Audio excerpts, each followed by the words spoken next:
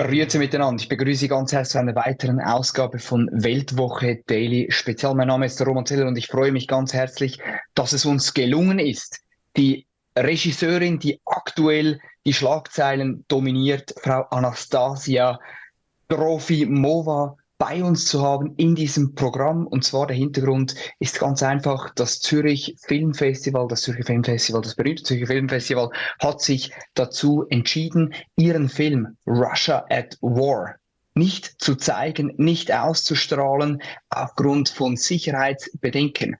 Frau Trofimova, Entschuldigung, ist bei uns zugeschaltet. Sie ist kanadisch-russische Bürgerin, ist geboren in Moskau 1987, ging dann nach Toronto, nach Kanada in 1997, lebte da bis und mit 2014, ging dann zurück nach Moskau und hat dann eben diesen Film von der Front gedreht. Mrs. Trofimova, thank you very much for joining us. Thank you very much for your openness. First question, what were your thoughts when you've heard about this decision of the Zurich Film Festival to not show your movie? Well, to be honest, we were very shocked because we knew that Switzerland had an amazing film market, and there was always a curiosity about stories and to tell stories, and Switzerland was always like the safe haven of neutrality, and had a very intelligent audience. And there were people writing to me from Switzerland who were saying that they were looking forward to watching this film. So this decision came as a complete shock to myself and my team. However, when we found out the details about why this decision was made, that was even more concerning because the Zurich Film Festival faced even worse security concerns than the Toronto Film Festival. Let me jump in first. How did you find out about this decision? How were you informed? And maybe also, when were you informed? You were supposed to speak also in Zurich. So when were you informed and how? We found out about this, the Zurich Film Festival organizers called our team and let them know about what was happening, about the threats that they've been receiving, and very, very vicious, scary threats. Which was exactly the same thing that happened in Toronto, but it seemed like it went up a notch. So we found out, was it yesterday or the day before yesterday, that they were very concerned and they did not want to pull the film, but this was at the advice of the police. So at this point, the police was involved. They consulted them. They analyzed all the threats that the Zurich Film Festival staff and management faced, and they gave the recommendation that it was not safe. And who threatened the Zurich Film Festival? Who was that? Do you have a clue? Well, I think in terms of the exact details, that would be the best to ask the Zurich Film Festival. But from what we were told, the threats came to the staff, the management, the families of the management, the family members of the management of the Zurich Film Festival were threatened with some violence and, from what I understand, potentially even death threats and threats to the premises, which is unheard of. It was also unheard of that in the entire history of the Toronto Film Festival, in its 49 years, as the organizer said, that they had to pull a film for security reasons. Now, luckily, they did not pull it. They paused it, and we had a fantastic 2 screenings after the film festival was finished in Toronto, so we could have our own building. There was a lot of police. There was a lot of private security. It was the first time in my life that I had my own security detail. I had 2 very tall gentlemen follow me around everywhere. And I mean, I've never had security, even filming in Iraq, in Syria, in Congo, in any war zone that I've been. And it was in Toronto that we had to resort to that because, well, at that point, the heads of TIFF made it public that there were threats of rape and violence and assaults, verbal and threats. Basically, there were maps of the building being passed around by Ukrainian protest group And they were planning where they're going to block exits and where they're going to park their cars so I wouldn't be able to go through. And it was just absolutely militant and absolutely unexpected in a country like Canada. And, you know, and this kind of violent threat of censorship was something that I would never thought that Canadians would have to face. Of course, that also came with a political side, because there were Ukrainian Canadian politicians that had never seen the film, but they started repeating the slanderous lies about the film that were made by Ukrainian officials, like the Ukrainian ambassador to Canada, who's also never seen the film, and sort of overstepping their mandate as Canadian politicians. So that was a big shock. The Toronto International Film Festival were very supportive through this, and I'm very sorry for the experience that they had to go through, because in Toronto, the people that work there and the people who were threatened were people who were working as volunteers. They were selling tickets. They're usually, you know, either students, maybe elderly people who just want to bring the film experiences to Canadian audiences, and to threaten people like that, it's awful. Yeah. What do you know about the level of threats when you compare Toronto to Zurich? Why was it absolutely impossible? Well, you kind of explained how this movie setup was possible with security reasons, a lot of security. Why was it impossible to be shown in Zurich? Why was it brought to another level? I'm not sure about the particularities in Zurich, because we were here physically in Toronto and we were meeting with the heads of TIFF. We haven't had a chance to speak much with the management of Zurich, but I know they were very supportive from the beginning. They really wanted to have this film shown. They actually told me that the 3 screenings that were planned at Zurich were sold out completely, and this film is in competition. And but I'm not sure as to the security arrangements, what could have been made, what is possible. So maybe it's best to ask the staff there. I've read that the Ukrainian media, as well as the Ukrainian government, played an important role behind the threats, behind the pressure that was brought up against the film festival, as well as you, as well as Zurich. What do you know about the role of Ukraine behind that whole dramatic failure? Well, I mean, it is quite surprising to me that, from what I understand, that I've been monitoring, my team has been monitoring more of this than me personally. But from what I understand, all the official Ukrainian representatives around the world, so that's the embassies of Ukraine around the world, have started a hashtag, no stage for Russia. So it's some sort of desire to censor any stories that are coming out of Russia, period. And in a way, it's sort of amounts to foreign state censorship on other states. Because I do know that the head of the Zurich Film Festival was called upon by the Ukrainian ambassador in Switzerland, and who demanded to not show this film, to censor it, to pull it, to make sure that nobody in Switzerland sees it.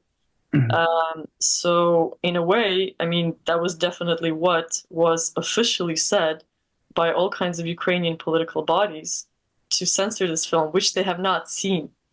I have to underline, they have not seen the film, because the film has been shown only in Venice, and the film has been shown only at TIFF so far. And there's a big desire for other audiences to see it. So at the same time, yeah, it is quite alarming that whatever they were calling for officially has managed to happen because of threats of violence. Threats of violence that are not acceptable in a democratic country. Yeah. Are you surprised about the troubles that you and your movie are making? Did you kind of expect that, or is your mind completely blown? Well, I guess I expected there to be some sort of pushback to seeing the story, because in a way, for the last 2.5 years, there was no stories like this. Like any stories that everybody outside, well, actually inside Russia also, and outside of Russia in the West, they saw was through the Ukrainian eyes, which of course is very valid, and it's very important that we see stories like this. But at the same time, if you have only one-sided coverage, you will not be able to form an opinion or to know about the complexities of this war. And the wars are always complex, they're not black and white. So I did expect some sort of pushback, because in a way people formed opinions from the coverage that they saw over the past 2.5 years, right?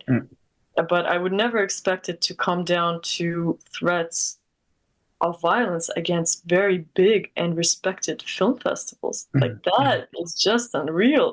And you know, my friends who are in the industry, who we're in touch with, they're saying that they do not remember any such precedent before. I mean, definitely that was what the organizers at TIFF said, that in the 49 years of the history of this festival, they never had to pull a film for security reasons. They never experienced this type of violent and very racist, also, and misogynistic threats against them.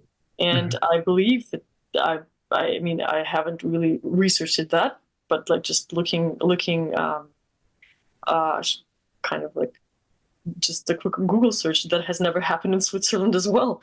Absolutely, So, absolutely. Yeah, that. There's no precedent to that. yeah. So not really fun to be setting that precedent, because at the end of the day, like, I value the fact that no matter where the film is from, we can see it and we can discuss it. That's the one right that we have, that we must hold on, and that's the one right that we have that I think everyone can agree on, including countries that don't have that right, especially in countries that don't have that right. And the fact that there seems to be some sort of equation that was figured out here, and this is the dangerous precedent. If you push and threaten a festival hard enough, they will have to call the police, and the police will give a recommendation that this is not safe, and then the festival would have to abide by the recommendation. So there's basically, here's an equation, a ready-made equation, to censor anything that you don't want. You as a government, you as a private interest group, you as whatever. And that is very dangerous. So now let's jump to right into your film. Tell us about your movie. Tell us maybe what is the main message of your movie about Russia at war? Well, to be honest, when I started out making this film, my main question was, who are the soldiers who are fighting this war on the side of Russia? Because there's so much information about Ukraine. There's very little out of Russia in general, and almost nothing about these soldiers. So for the first 8 months after the war started, I was in this desperate search. I was making a completely different movie about protesters, and at the same time trying to get to meet Russian soldiers. I was going to funerals of people who I didn't know, just to try to like see that reality. I was trying to camp out in soldiers' rights committees' offices, just to hear the phone calls of the relatives and maybe try to call them myself and ask them to kind of speak to me, which didn't really go that far. I was talking to soldiers who came back and asked for legal help. And through these lawyers, I managed to find some people who defected. But that also it's like a ghost of a story. What is the story now? These people are all done with it. Now I want to see what's there. So the film starts with a surreal encounter when I was coming back from yet another unsuccessful shoot, and I saw a man dressed in a Santa Claus uniform, and underneath that was a soldier's uniform. And this was the man who started this whole journey. I approached him, I struck up a conversation with him. It turns out that he was Ukrainian, fighting on the Russian side, and he was just wounded. He was coming from a hospital, and he was given 4 days to see his family by his command, and that's when we met. So I filmed him there. We exchanged numbers, and we kept in touch. And then once he went back to the front, I basically begged him to go and take that journey. And that's sort of how it started. Mhm. And I guess my question about who were these people, because at that point, the only information that I knew in this whole entire shock of the war and the fact that my country is at war, which I never thought would happen, everything that I saw was through this fog. And this Mhm. fog was built up by two competing narratives. Inside Russia, these are heroes that never bleed and never die. We don't Mhm. even know the body count, and it's actually the same in Ukraine. There's no actually accurate body count at this Mhm. point. And then there's the narrative that I saw in the West that they're mainly rapists, murderers, and war criminals. Mhm. So with these two narratives in my head, I decided to just go down the rabbit hole and see who these people are. What are they like? Mhm. And the biggest thing that surprised me was that they were absolutely ordinary people who had not even much of a understanding. They all had different explanations for why they were there and why this war Mhm. was happening, but there was a lot of confusion and a lot Mhm. of and a feeling, like this war was not was an artificially created thing, and Mhm. not really understanding why they were there. So in a way, this film was about the ordinary man, the small man, who does not choose his fate, which is like sort of in line with the Russian classics. Does the Yeah. small man choose his fate? And we're asking Mm. ourselves the same question in 2024, and that's the answer. The film is the answer to that question. What was your first impression when you arrived at the front line? Was it way more brutal than you expected? Was it, in what kind of sense did you arrive to this front line? Well, at first, I arrived into the rear. So the reason why I was even able to go there is because when Santa called me, he said that we're being moved from the front to the rear to have more soldiers added to us. Because Mhm. first it was a battalion of about 400 people, and only 80 people were left. So they had 300 soldiers who were drafted, who just used to be civilians, but they were drafted for the war, added to them. So in that process, while they had new people being added to them, that was when I came. And at first in the rear, I had no idea that I would be allowed to even stay there with them. I thought, the moment I show my face, I'll be told to get out or even jailed for sneaking in with a camera and all that kind of stuff. Um, but I managed to stick around, and my, I guess the thing that surprises everyone, and from what I've read in war literature, is you're surprised at the banality of it all. It's Mhm. just most of the time it's boredom, and then all of a sudden it's bloody, and then it's quiet again, and then it's just on and on and on, and the days sort of become one, and it's sort of endless, and that's just Mm. how it goes. It's not a Mm. video game, it's not romantic, it's not sexy, it's just banal. It's like the Mhm. banality of life and death in war is something that you see from war to war. Mhm. How did the soldiers react to you when they saw you, a woman from Russia, Canadian background, arrived at the front line? Well, I was amusing to them. I was very strange and amusing to them because I showed up and I said, guys, hello, my name is Anastasia. I'm a documentary filmmaker from Moscow, and I want to make a film about this war. This war is the biggest event in our modern day history, and you Mhm. guys are its main actors. If you don't mind, I would like to stick around and just film your day to day. So they were said, yeah, sure, but you have to talk to command. So I went up the stages of command, who basically said, what the hell are you doing here? You're weird. You should be, walking around in heels in Moscow drinking cafes, like coffee. Like, why? And I guess it's sort of my search to answer these questions, and I guess in that line, my dedication to answering this question and my desire to go to the front, I wanted to go to the front. I was not afraid to go to the front. Made them sort of open up because they Mhm. see that I was not shying away from their reality. I was not judging them. I wanted Mhm. to know more. If there was place where I can dig deeper, I would go deeper. And that's why, in a way, they also felt like they were wronged, like something around them was wrong because nobody saw their stories and the reality that they saw on being portrayed everywhere on, well, Russian television. Not many of them read Western media, but even those educated ones that did also saw it, that it was completely unfair to them and to the reality that they saw. So they wanted to share. Yeah. How motivated were those soldiers? How motivated were they to fight, or by contrast, how tired were they? I mean, the war was already going on for more than a year, 2 years, 2.5 years. I don't know when you arrived, but how was the motivation to go to those battlefields? Well, the paradox was that the Ukrainian soldiers, because there's a Ukrainian contingent fighting inside the Russian army, and these are primarily people from eastern Ukraine, because there was separatist kind of conflict, well, civil conflict, you could call it civil war, whatever the term is, since 2014. And actually, the Santa that I met is a Ukrainian. It was a Ukrainian that took me to the war. And he was also involved in fighting in 2014 for a couple of months. But there were others that were there even since the beginning. So the Ukrainians were the most motivated to fight in this war on the Russian side. Because to them, it was clear and simple. We're fighting for our homes. We're fighting for our land. They all had stories of friends and family who died and who were killed in this war against fellow Ukrainians, you could say.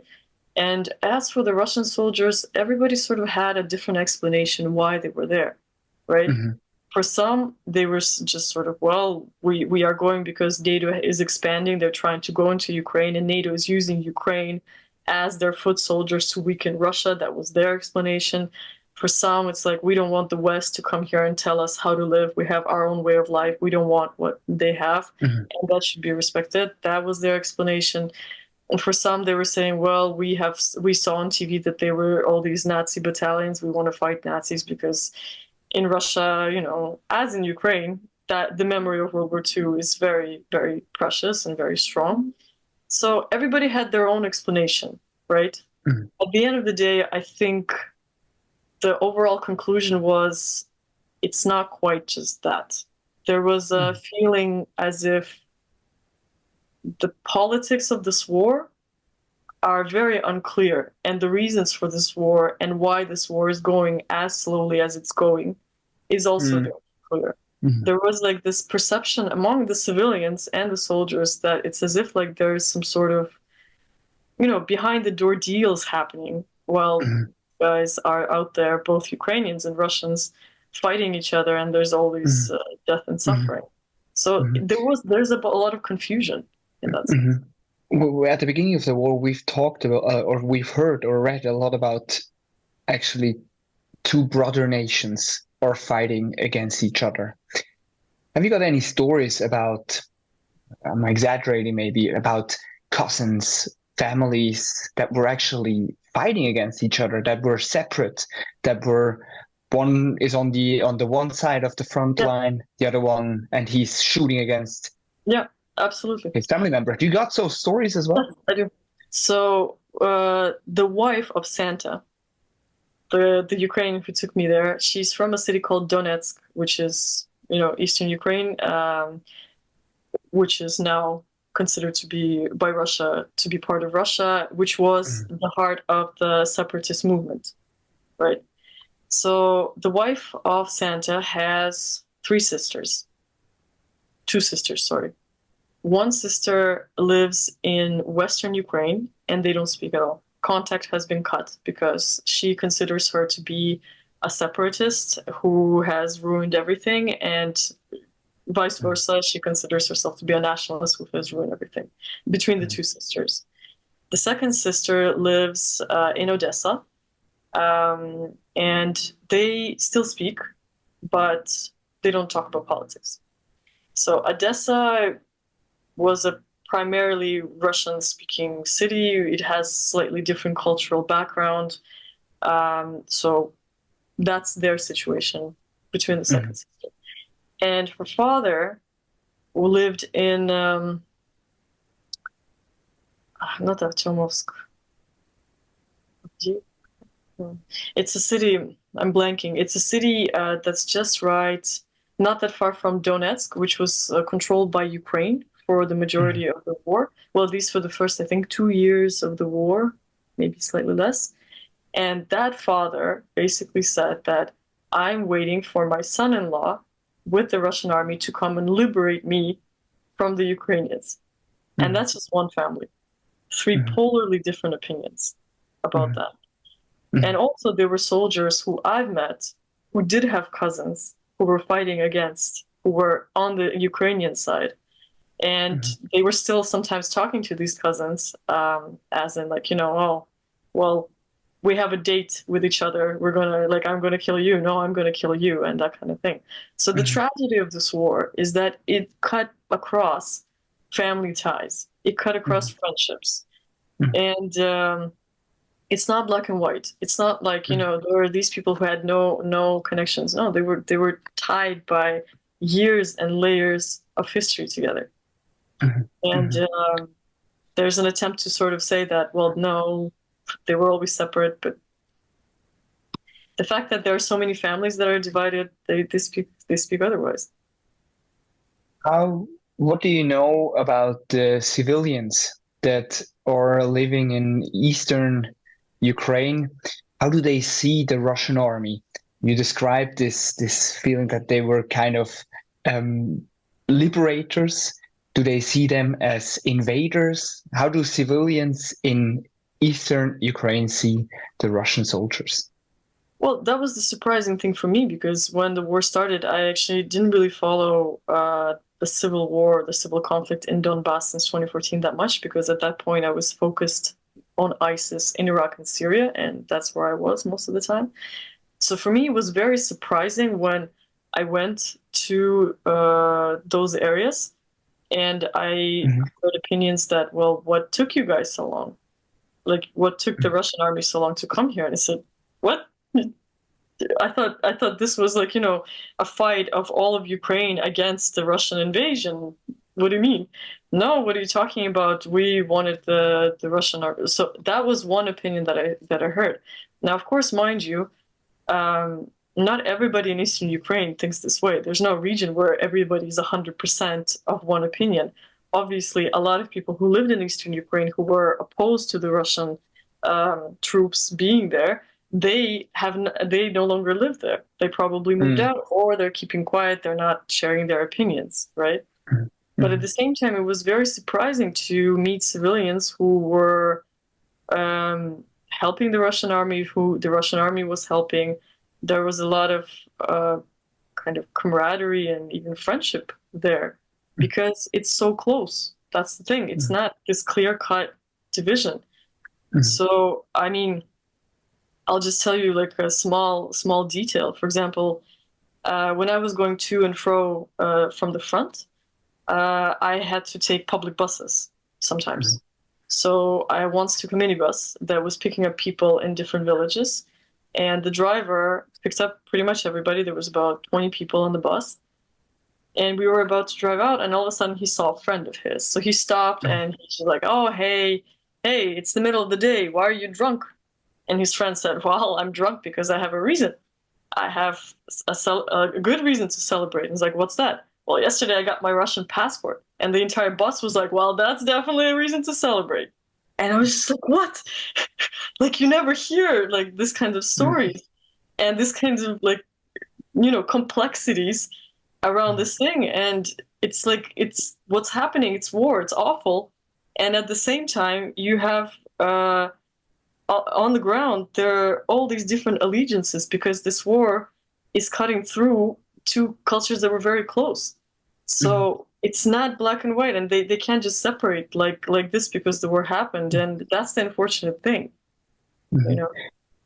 When I read the Western media, or the media that I read, or the news that I hear, it's mostly about soldiers that are forced to go to the front in Russia, that are brainwashed to fight for the Kremlin, that are thrown into a burning fire almost by Putin. What do you know about that? Well, there was a mobilization wave of 300,000 people in September 2022, right? There was only one mobilization wave in Russia. The rest of the people who ended up at the front, they're either volunteers or contractors, so they were professional army men, right? I would say that there is no one opinion about this either, because you see some people, they wanted to go and fight. They volunteered to fight for whatever reasons. Some people felt like they were going to help the people of Donbass, the Russian-speaking population that was, perceived to be that under attack from the Ukrainian government and their pro-Western policies, then the new identity they were trying to create, which made these people feel excluded. So that was one of the opinions. Some people went because, well, it's like in every army, the soldiers might not really understand the politics of it all, but when the country calls, they go, right? If you look at even many documentaries that we see about American soldiers in Iraq, I remember one, I don't remember the name of it, but there was one episode when the filmmaker asks a soldier, the American soldier who's in Iraq, so what do you know about this country? Like, I don't know anything. I'm just here to pay my scholarship. And that's just the reality of life, and that's just the banality of war. And so in this case, there are people that go out of a sense of what's raised in, I think, in pretty much any country with an army. Any country with an army passes on the values of patriotism and duty, especially for a man. And Russia is a country with, some patriarchal values. So a lot of men feel like to prove themselves that they're a man, they go. So, but there's no one big opinion about this, What do you know about, do you have any information about the fallen soldiers? Do you have any numbers? I have no numbers because I was not able to access the entire front. I was there just with one battalion on two areas of the front. That was Krasny Liman and Bakhmut. I was in two areas of the front. So of course no one has the real numbers. They're not published. But I mean, for me, why it was so important for people to see this film is that they understand the banality of death inside war. Because so far, the discussion around this war has been sort of limited to almost political slogans. Who is at fault? Who is guilty? Who is this? But at the same time, there's this human perspective missing. And what I can tell you and what I have experienced is that around the fields, at least around Bakhmut, there are bodies that are lying there in layers. Ukrainian and Russian, and they're lying there in layers.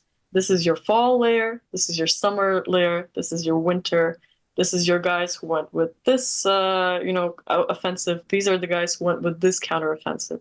Ukrainians and Russians. And most likely, it's very difficult for them to ever be picked up. And as time goes on, it's going to be more and more difficult for them to be identified. So there are families on both sides, in both countries, that will never find out where their son is buried and if he's still alive. And that's the biggest tragedy, The head of the Red Cross once said to our newspaper that the Russian side is fighting in a more civilized manner than portrayed, and that civilians are not being targeted. That's what he said. What do you know about this? What do you know about this almost generally used term of war crimes, violation of international law? What do you know about the manner how Russia is attacking? Well, I mean, I can tell you that every war has war crimes. The fact that men are sent to kill each other, and that's their purpose, it's not like a side purpose, it's their main purpose, is already to me a crime. The fact that wars get started is a crime because men are set to cause death and suffering. There are, from what I know, I have read about war crimes being committed. I know that they're being investigated by the International Criminal Court, and I know that no investigation is yet complete. So the outcome of those investigations would be very, very important to know and to have people face the appropriate prosecution, because still war crimes usually target civilians, and that war in general should be avoided, but that is just a whole different level. Mhm. In my personal experience, and I've been with one battalion, it's not like I've been across the front, but in my personal experience, I did not see this battalion causing harm, killing civilians. I did not see that, right? And everything that I saw and all the footage that I had, I sent to my team. They looked through everything, so it's not like I selectively had something and kept something and didn't keep something. There was literally there was a lot of which you're going to see in the film, even interaction with the civilians there. A lot of them are sort of still in touch with some of the soldiers, regardless the soldiers moved fronts. And a lot of them helped each other out. So the soldiers gave the civilians food where they could. The civilians also, like gave soldiers stuff. So it was, in my experience, kind of like not what you would expect if you would read stories about only war crimes. And I'm sure that war crimes happen. Like it's not my first war. I'm sure they happen. But at the same time, if that's all we know and say that, like, well, 24/7 war crimes are being committed, well, it's not in my experience, not what I saw. What would you say is the biggest fake news about the Russian side of the front line? Well, I would say that there's not enough information, period. There's no actual news. There's just the retelling of stories that about the Russian side, because there's almost no journalist on the Russian side from the West. There's almost none. So what people in the West know about the Russian side is usually through the eyes of Ukrainian secret agents or secret services, right? Ukrainian military, and what we see with the destruction, right? And that is, I mean, those are all valid points, but at the same time, in order to cover a war should be covered from the sides that are involved, because otherwise you're faced with misinformation and some sort of misperception. I mean, you were on the side of the front line of the Russian side. What do you know about the Ukrainian side? What do you know about this myth or story? I don't know how to tell it, about Nazis fighting against Russia. Are there Nazis fighting on the Ukrainian side? Do you see that? Did you see that? Did you see it with your own eyes? What can you tell us? Myself, no, because I have never seen the Ukrainian side. So that's the paradox also for the soldiers, because right now the war in many parts, especially when the front is stable, and when I was there, the front was very stable. It wasn't really moving that much. The war is defensive. So both sides sit in trenches, and there's maybe a 300-meter field or 70-meter field or whatever, which is mined. And both sides exchange mortar and artillery fire. So these soldiers just sit there. It's like World War I, just with drones and, mortar and artillery fire. And so most of the soldiers never even seen a Ukrainian up until 10 months into being there. Well, at least the battalion that I was with. So I've never actually seen Ukrainians themselves. In all this time, I've never seen them themselves because they were so far from each other. The death and destruction that both sides caused each other was mainly from the air. It's a war of drones. It's a war of artillery. I mean, everything that I know is basically, again, through reading the media, through following channels on Telegram, and pretty much that's it. Yeah. Do you know something about prisoners of war? Did you see them, or how do you treat them? Prisoners of war, well, again, because... How do they treat them? Because this battalion that I was with never really... well, after I left, they were already they were being forced to go on more offensives. So they were forced to go to the Ukrainian trenches and try to take prisoners and all this kind of stuff. But at that point, I had already left. I mean, there was one video that one of the soldiers who I know personally sent me from his GoPro. And that was when they were at the frontline trenches. they had they evacuated a wounded Ukrainian soldier who basically was sent to assault the Russian trenches by the Ukrainian side. And he was wounded in his legs. And the paradox, and this was the video that it's not the soldier that he told me, it's that Ukrainian said that the Ukrainian side shot him in the legs. The reasons for that were not clear from the video because the Russian soldier never inquired why. He just sort of said, well, it's some nice guys you have over there kind of thing, and started dragging him to evacuate him. So there is, as in every war, there are cases of humanism that happened. You know, there was another video that I saw. This is not my battalion, so I guess it's a video that I saw of a Russian and Ukrainian soldier both being wounded pretty heavily, and they are helping each other to crawl to any side in this case they were crawling to the Russian side. And on the way the Ukrainian soldier died from his wounds and the Russian soldier made it, but they were helping each other because at the same time. What do you know about the objectives of Russia? What is communicated to the soldiers from the highest level? What is their plan to do? When you want to say that? Well, it's a great question because that's the confusing thing. It's been over 2.5 years of this war, and at least on the ground level, there's a lot of confusion about what is it that they're here for. What is it that they're trying to achieve, right? So nobody really understands. Like, I mean, in a way, what's communicated is in broad strokes that Ukraine...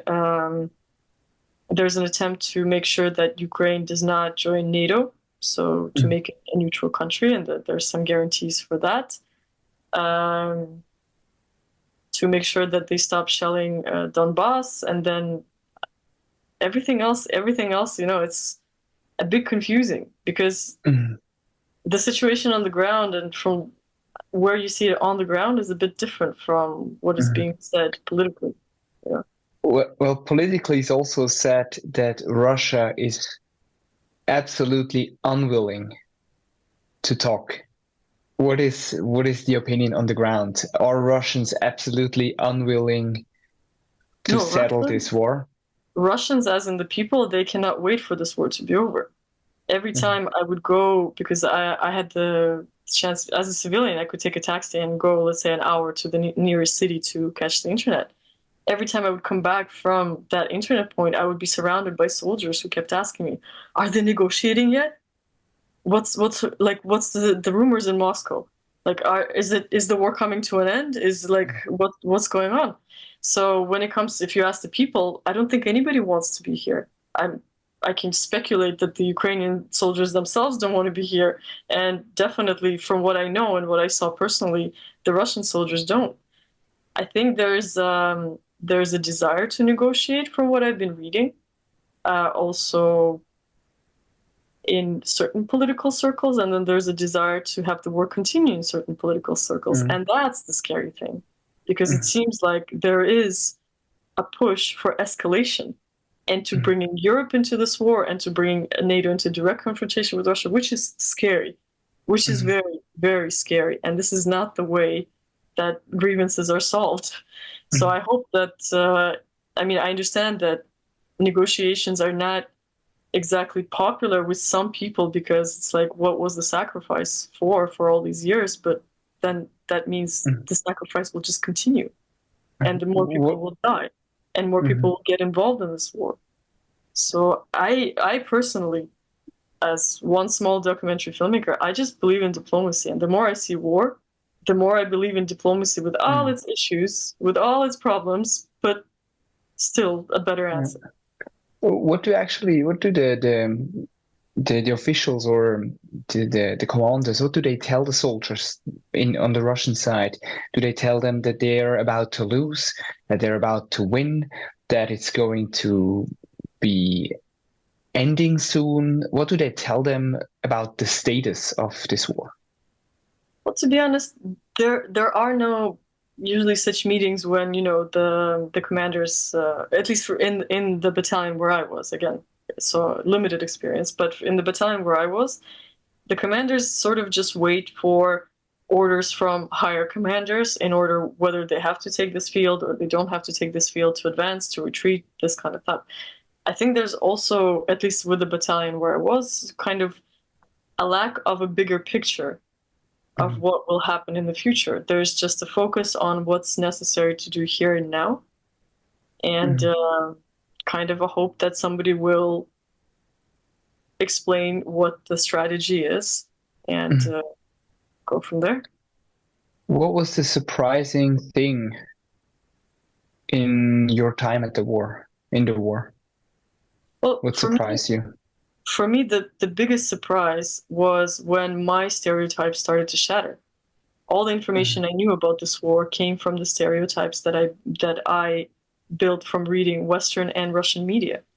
And when I just saw how ordinary these people were, just ordinary people with a sense of humor who are often explaining the situation to themselves in different ways and just trying to kind of survive in a moment in history when everything around them changed without asking their permission, and they have to now become someone else and learn how to survive. And that's the surprising thing about this, because there's like some sort of different truth to the war, and it's not a political slogan. It's just more about the universal human experience. After this experience, how do you personally think? What's your personal opinion about this war? My personal opinion is that I wish that this war never happened. I think that the more I see war, the more I believe that war is not the answer.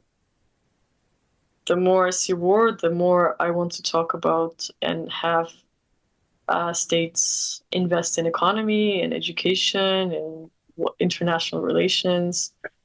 About this war seems to me like it became much bigger than the war just between Russia and Ukraine.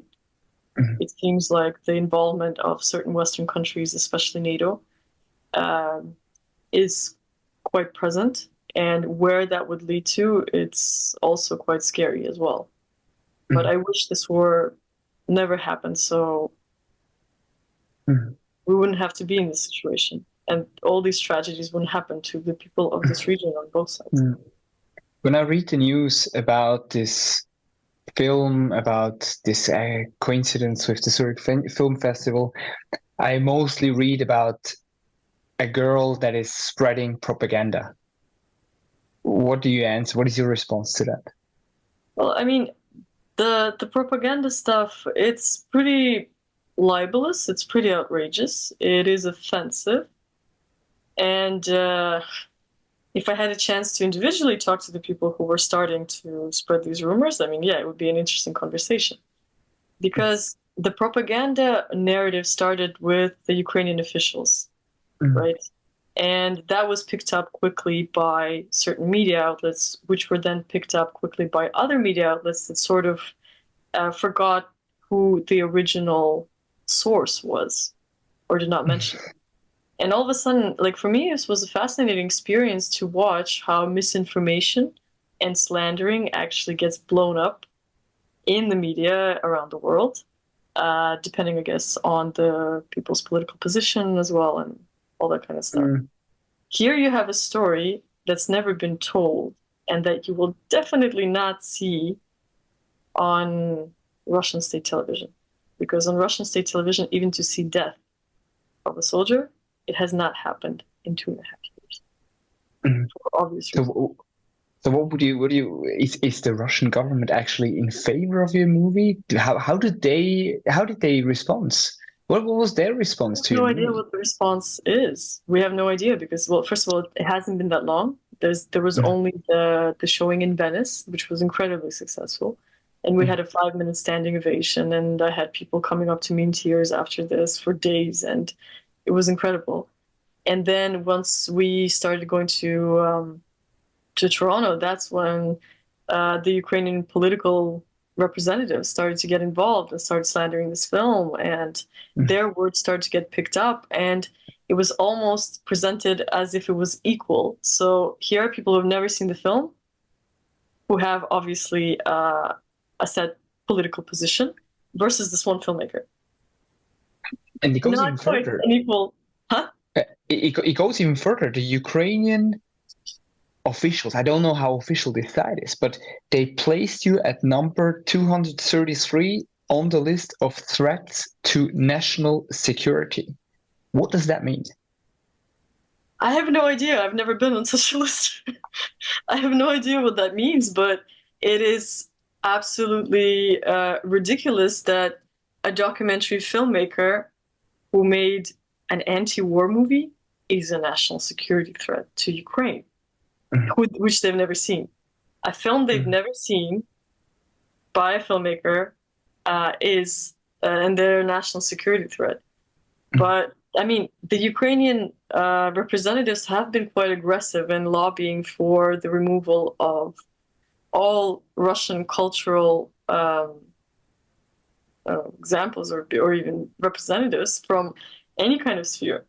I believe that right now the Ukrainian representatives are lobbying to remove Tchaikovsky in Switzerland, and there's some music festival or something, and they're lobbying to remove Tchaikovsky.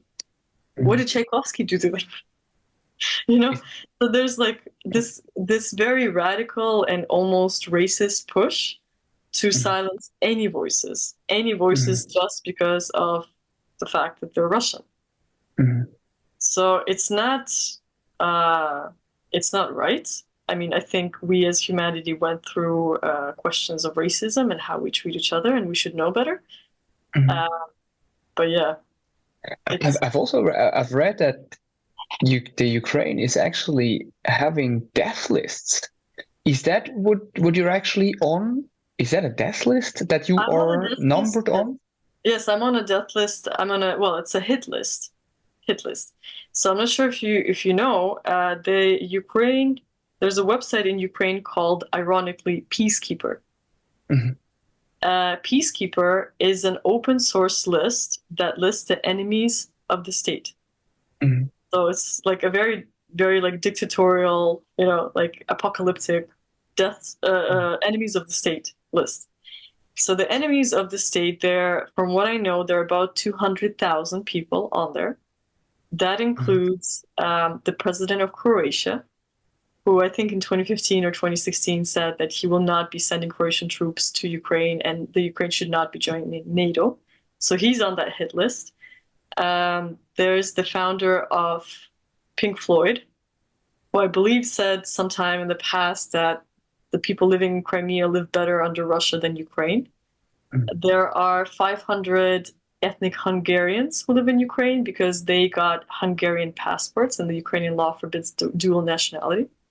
The entire population of Crimea are enemies of the state. They're on that list. And about 4,000 journalists are on that list. So 2,000 Russian, 1,000 Ukrainian, and 1,000 foreigner, international journalists. And the way they got the journalist information was through hacking and phishing. And any journalist that worked in the separatist area, so in the eastern Ukraine, starting from 2014, they had to get accreditation with the media office of the separatist entity. Because if you do not have accreditation, pretty much as in any conflict zone, you will be considered a spy, and most likely you will be beaten and something bad will happen to you. So you just work with accreditation. That's the rules. So what happened was that the people who are running Peacekeeper, this lovely hit list website, have hacked the separatist media office's emails and sourced everybody and put them on that list. What they do is they hack and they phish for their personal information. So they put on that list photos, addresses, phone numbers, social media, passport information, and anything else. So there were people who were attacked because of the information that was found on Peacekeeper, and there were 2 people who were killed, Ukrainians who had some pro-Russian opinions before the war in 2022. They were killed in Kiev 2 hours after their personal information and address appeared on Peacekeeper. So that website that hit list, that open source hit list, has been around since 2014. It was supported and I believe founded by one of Ukraine's parliamentary members. And it has been researched to have ties to the Ukrainian security service. So a lot of very respectable organizations like Human Rights Watch, Committee to Protect Journalists, the United ambassadors of G7 and others have spoken out about this because this is dangerous, this is illegal, this sets a precedent, this is used to threaten journalists and others, and they demanded for this website to be taken down. Well, that never happened. That website is still operational. I'm on there. My personal information is on there. My address, my phone number, my email, my social media, it's all on there. And of course, are you scared?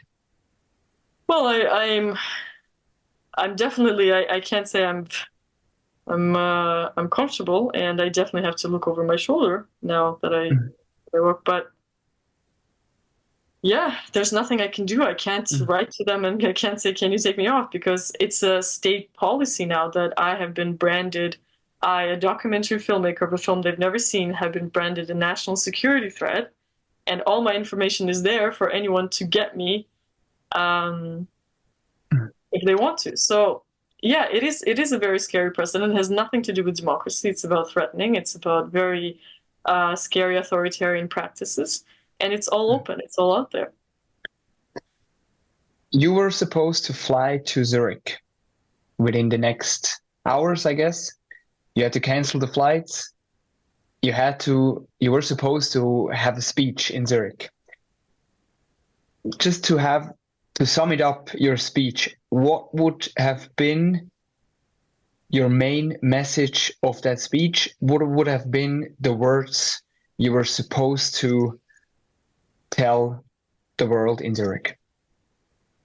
I would like for people to watch this film, first of all, before judging, before following the lies and the manipulation of around myself also. Just see for themselves. You have to understand that there is a war going on, and there's an informational war where any sort of attempts at peace is going to be attacked. This is my small attempt to build a bridge. And I don't want to, you can criticize the film, you can criticize me, but don't destroy the bridge before actually walking across it and seeing what's there. Right? So I hope that more and more people will see this film. We will be working on building opportunities for people to see this film. We're just figuring out how to do it best, because it's very scary for me to have people who just work at festivals and who just want to have the opportunity to show people a story they've never seen to be threatened like that. I find that so offensive, and I find that so wrong, and I don't want that to happen.